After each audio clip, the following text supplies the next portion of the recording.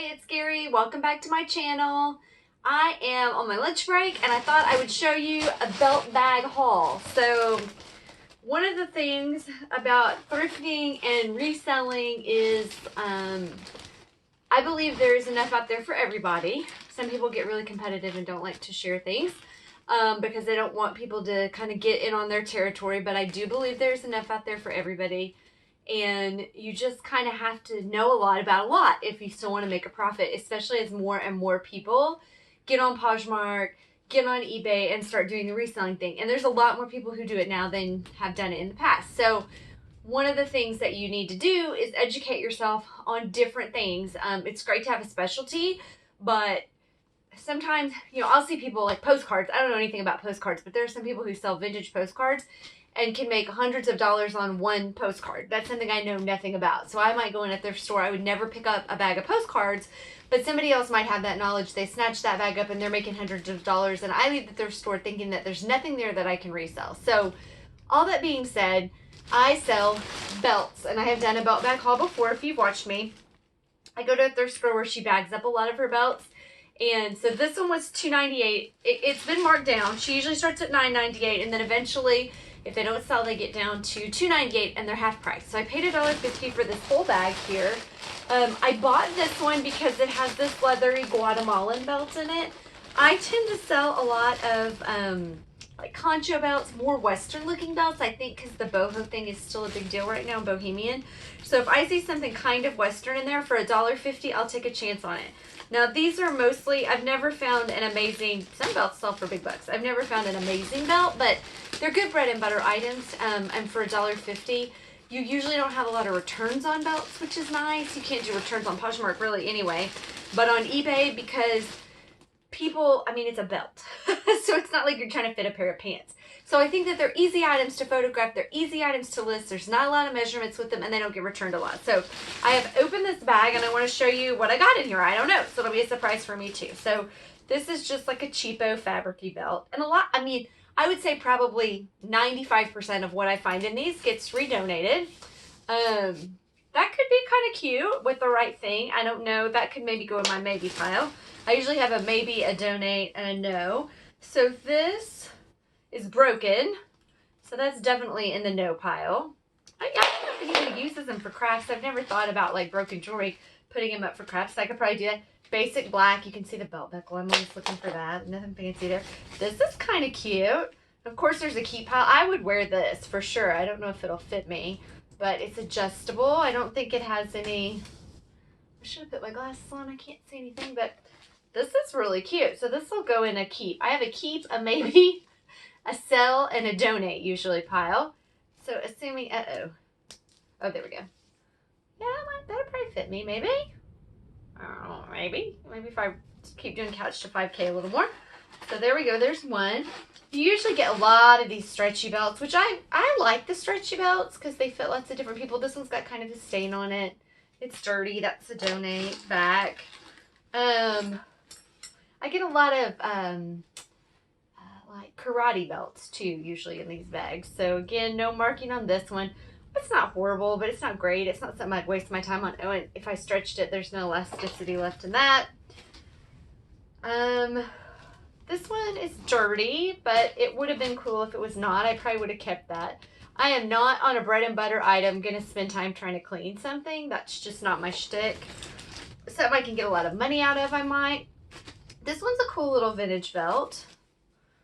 That'll go in my, it looks like, that's got sequins. There's a little bit of sequins. Maybe there I can mess with and see if that's missing sequins. I think they just got bent. Oh, nope, they're loose. So, I don't know. I'm going to put that in the maybe, just in case. It's a cute buckle. And I'm going through these fast, just because they're belts. There's not much exciting. Purple fabric belt. Again, I get a lot of those, and I donate them. This is just a little... The clasp is kind of cool, but not anything that, I mean, I'm going to save. It does have a marking on the back.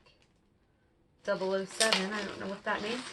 Here's a fringe. So I did buy some of these fringy belts down in here. That's some of the reason I snatched onto this. A little western-y. Oh, I did see this one. I like the buckle. This is a maybe. It does not. Oh, it does have Again, I mean, this is the second time I think I've done a video and not put my glasses on. So I literally have no idea what that says. It does say it's genuine leather, I believe, but there it is. You can see it does have a marking. And the buckle's really cool, and it looks like it has all its stones. So that could be in a maybe. Let's see, what is this? Is this one? Oh. Nope, this is two. So something like this. This is an express belt in a medium, but this is a cool belt. I mean, you know, you just do it and then kind of tie it up. That's a pretty cool belt. So that's a definite keeper. Again, really bohemian looking style, very Western. That'd be a good seller. And I'm not going to make a mint, but for a bread and butter item, you know, you make $15 after fees. That's not a bad deal. This I would probably also keep. It still has a tag on it that says made in China. Or, I mean, I might sell it. Again, just a really basic belt. But it's got a little bit of bohemian flair, Western-y. Another, this one feels cheap. This would go in my maybe pile. Most of my maybes get donated.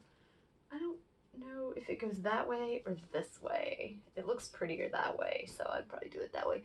No marking on it, but it, you know, would tie, and you would tie it somehow like this.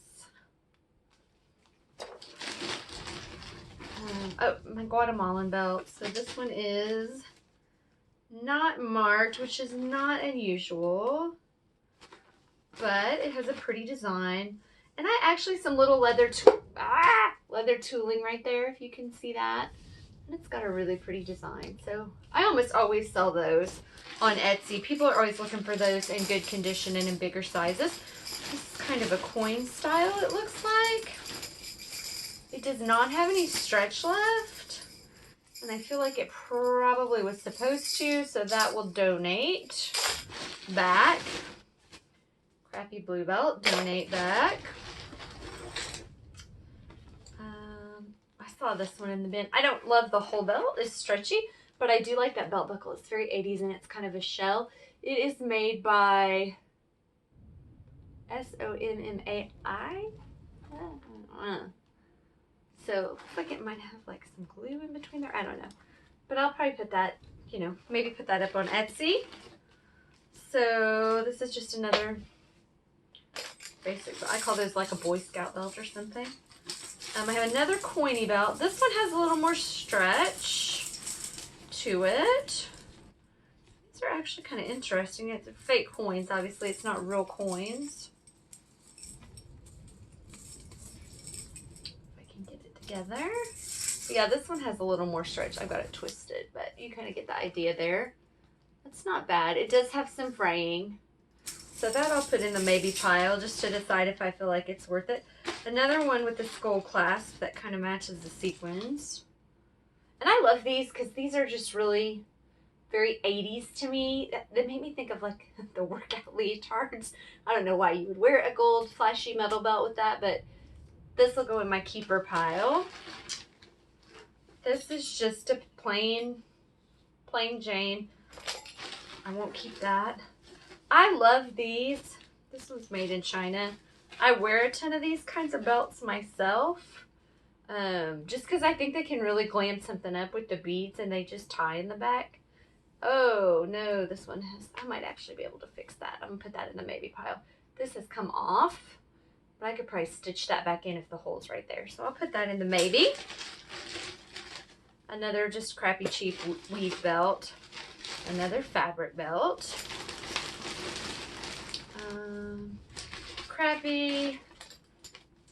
Crappy men's belt. Although this might be leather. Sometimes I'll look at these because, oh yeah, this is a Coach. I was going to say because you think they're crappy. You heard me say crappy and then I look at it and it's actually probably like a vintage style Coach. It is in a little worse for wear condition, but a guy might like that, so I'm going to put that in my maybe.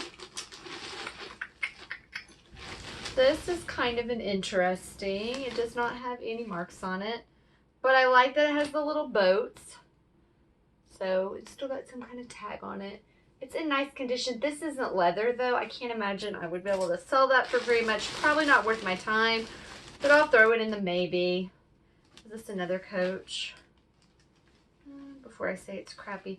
This one's really torn up. You can see right there. And it does not have any markings on it at all. So I'm going to guess that legit is a crappy one. And I'll throw it in the crap pile. And then I really kind of like this plaid. Is this the Coach? This has writing on it. I cannot read that, but I'm pretty sure it says Brooks Brothers. But that's kind of a fun Christmassy plaid. So again, I'll research that one. And that one might stick around. And this is the last one in the bunch. This is Trafalgar. It's a pretty basic. I'm going to look it up just because I'm not familiar with Trafalgar. But that part is leather. And it's pretty basic. I could probably lot these up. The Coach, the Brooks Brothers, and even this one. Just as kind of a men's preppy belt lot. So I ended up with one for me. Quite a few here. I'm not even going to count them maybes.